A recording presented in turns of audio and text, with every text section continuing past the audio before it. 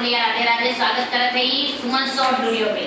और ये फुल वीडियो जाए भैया शॉर्ट ना जाए। तो आप सबके रिक्वेस्ट बा आप सब इनके चैनल पे जाइए और ज्यादा प्यार आशीर्वाद देंगे। और जैसे हमारे भौजी के यहाँ पे ना आज हमारे भौजी हरियर नहीं ऐसे ही तीनों भौजी दे दी हमारे भौजी बड़ा दुखी कहीं ना कहीं तो तनी भौजी करे जो हरियर पे दी है तो बना रहे आप सब एक ही नया गाली गीत में और नया चैनल पे। तो कैसे गीत बा गाली ज्यादा पसंद है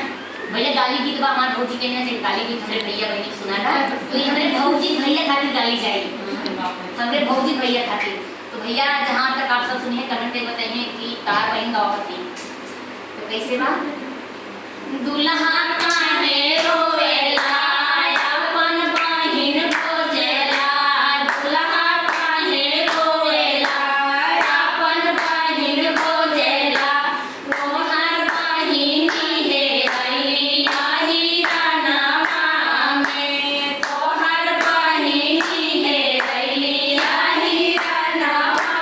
में तू तो रोवेला बेकार तोहर बहिनी छिनार तू तो रोवेला बेकार तोहर बहिनी छिनार महिरा लेके सुतल रहे हरियाणवा में महिरा लेके सुतल रहे हरियाणवा में दुल्हा काहे रोवेला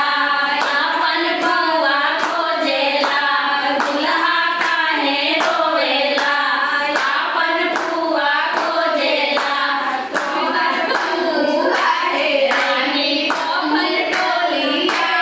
में तोहर बुआ हे रानी पंडितनावे में तोहर बुआ हे रानी पंडितनावे में तू तो रोवेला बेकार तोहर बुआ हई छिनार तू तो रोवेला बेकार तोहर बुआ हई छिनार पंडित लेके सुतल रहे पंडितनावा में पंडित लेके सुतल रहे पंडितनावे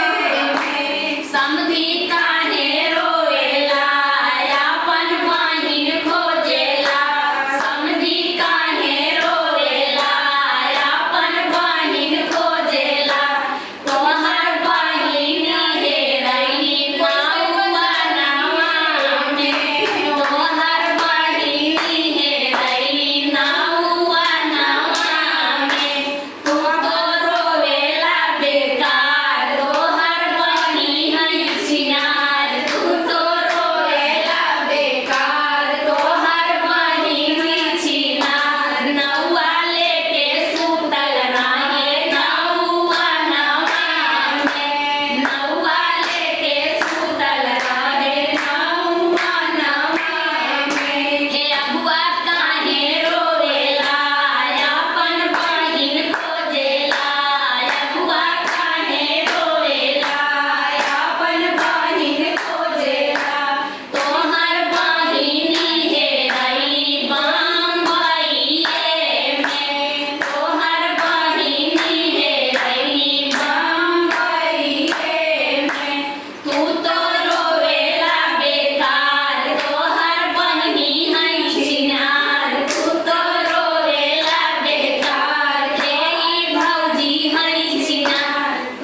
बनिया लेके सुतल रहे बम्बईए में बनिया लेके सुतल रहे बम्बईए में सोनरा लेके सुतल रहे वही सुहानिए में।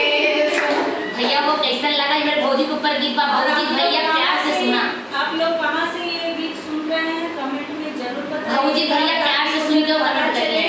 कि आप लोग कहाँ से देख रहे हैं और ज्यादा से ज्यादा भैया शेयर करिए ये गीत जगह अपने भौजी पे शेयर करिए लाइक करिए कमेंट करिए प्लीज। आप लोग देखते हैं पर लाइक कमेंट नहीं करते हैं प्लीज कर देना भैया आज से कर दिए भैया सब और सब्सक्राइब करना ना भूलें।